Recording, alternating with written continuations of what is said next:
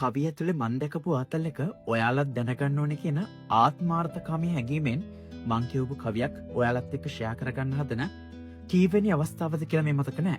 හැබැයි මේකත් අහලම ඉන්න. තිස්ස මිස්කල මුවා ඇවිදින් පුෂ්ප මල් මකරන්ද බිව්වා.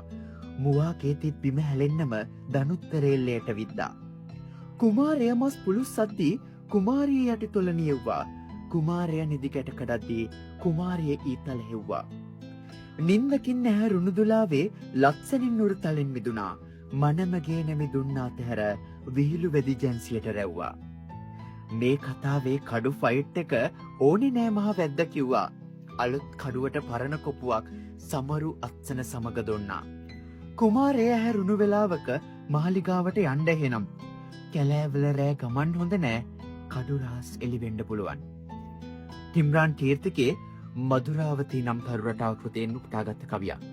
කියවලා බලන්න. මගෙන් එන ලුසි.